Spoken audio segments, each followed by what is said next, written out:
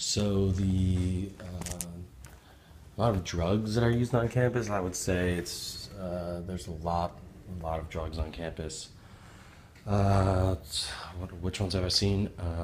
I have seen a good amount of cocaine. I've seen a good amount of ecstasy, Molly.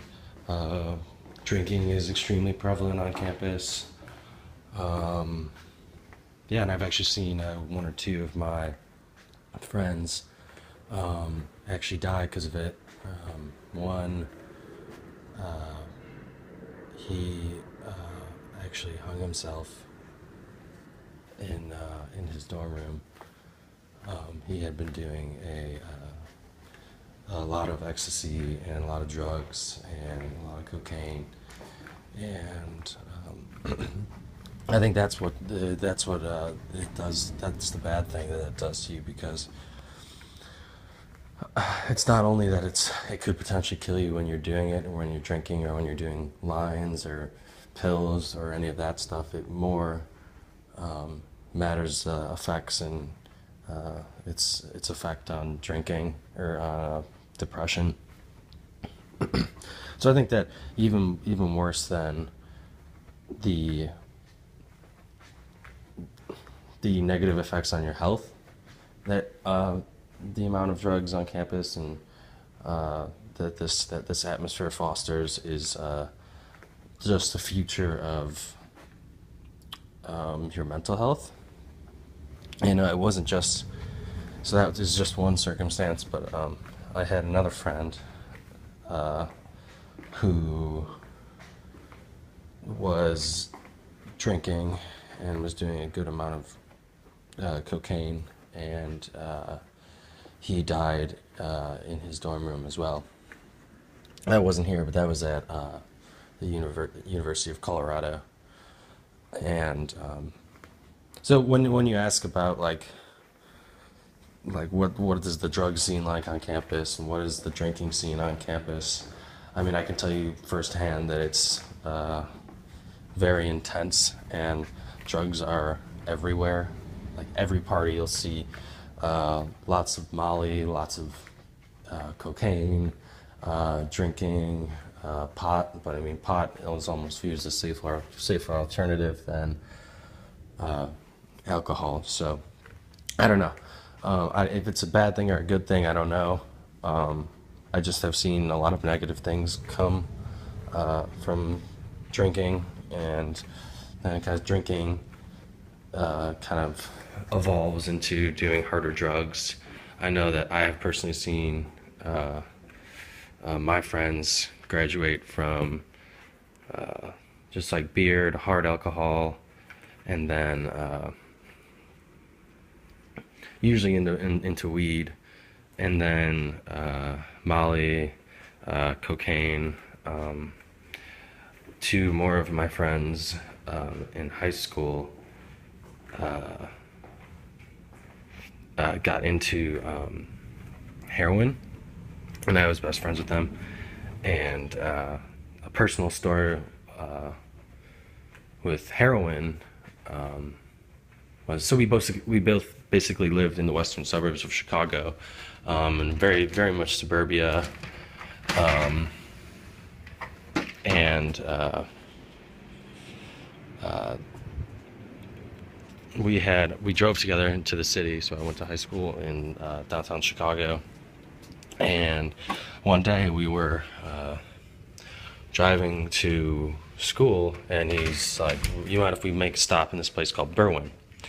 So we go to Berwyn, and I don't really know what we're doing. I'm like, "Okay, yeah, you can do whatever you want. I'm just chilling. I'm gonna like read my book or do finish the rest of my homework or anything like that." But so then we pull into this very shot up neighborhood, shoddy, where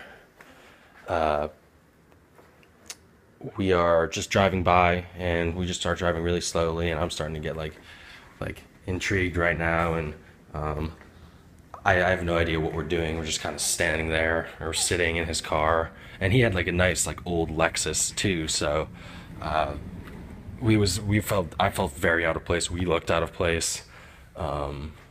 we just looked like we didn't belong there. And I was like wondering, I was like, dude, what the hell is going on? Like, why are we sitting outside of this like beaten up like strip of houses?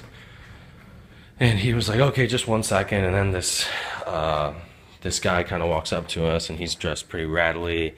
And they just look at each other and do like just a glance at each other. And the guy gives him a nod. And my friend, and then he runs into the house. They didn't even exchange one word.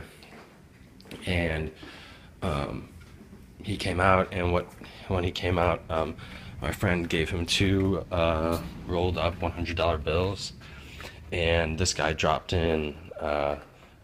dropped something in the car, and then we started leaving.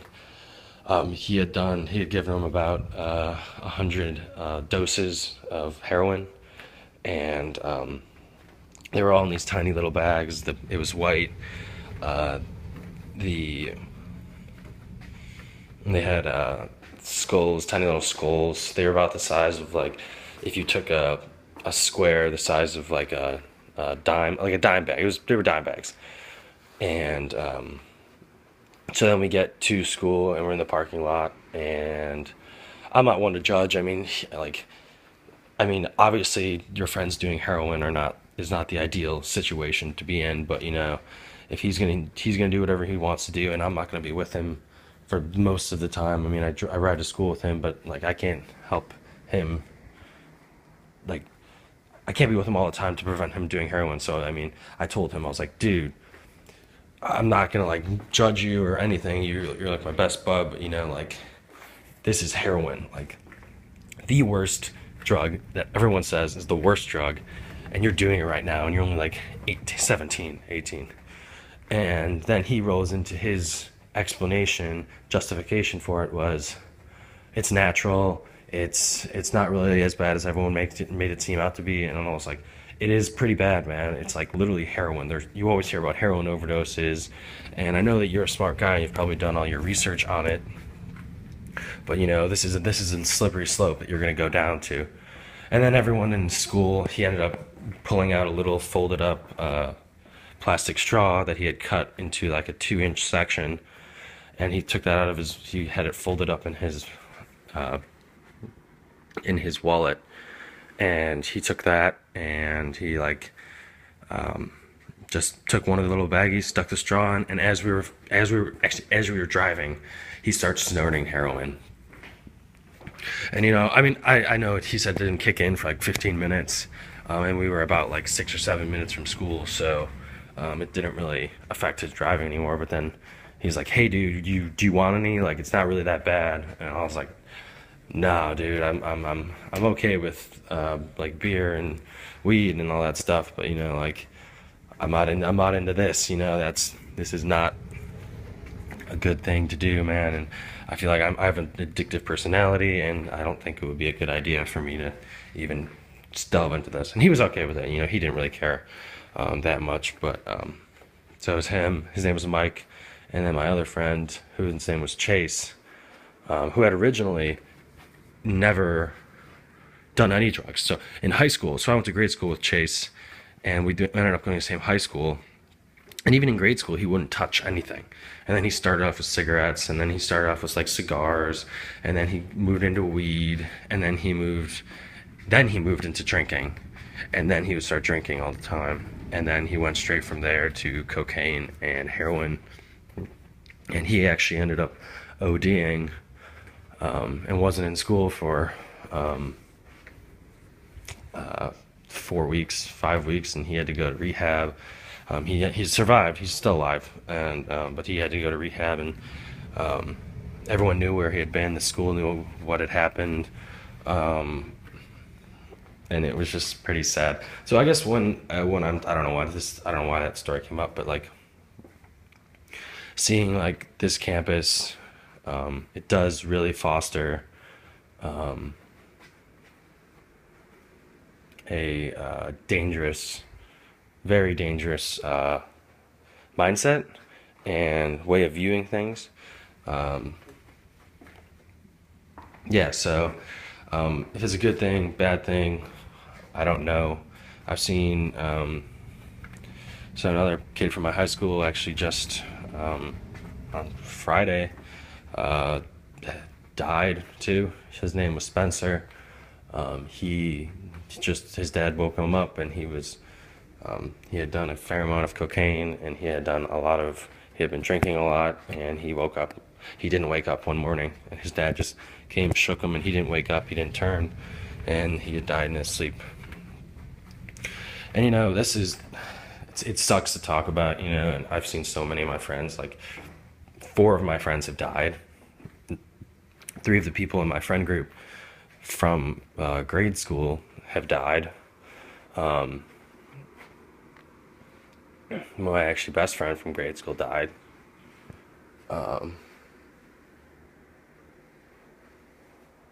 Yeah, that was the worst one. Just the first one, Ryan, was the worst. He was so nice, and he was so nice. And we'd always been the first ones. We had our first beer together, and we were, I guess, the bad kids in the grade. But yeah, when he died, that really sucked. That really sucked. But I mean, I don't want to, like, college is supposed to be fun, and college is supposed to be a time where you try new things, you develop a personality, a way of living, and if you probably shouldn't, I probably shouldn't view everyone as under the same umbrella, because this is only three or four people, but maybe it was the fact that we started drinking at such a young age, or just the culture we grew up in, and the college culture really made us look at it like this. But it sucks, and I don't know how to change it, and I think it's always kind of going to be there. And I mean, I do it too. It's not like I'm not going out. I mean, I think this past week, I've gone out 5 times, five nights in a row. Um, so I don't know. I mean, it's a freedom thing for me, at least. I'm not gonna tell people that they shouldn't do it, or I'm not gonna tell people that they should do it. Um, So when you ask that question, whether um, something should be done on campus, or whatever the culture out there now is, and it really is just do as many hard drugs as you possibly can get your hands on, um, and because that's a lot of time easier to get alcohol than I could find um, blow, uh, coke, ecstasy, um, uh, weed, really, really easily. It's probably one phone call away. And alcohol is actually pretty hard to get um, when you're that age. So, um, yeah, I don't know. I don't know. I mean, I've seen so many people um, negatively affected by alcohol, and it really has had a pretty intense effect on my life. And yeah, I don't know. I don't know. And it's not to say it's not fun. I have a great time. I love going out. I love partying. Um, but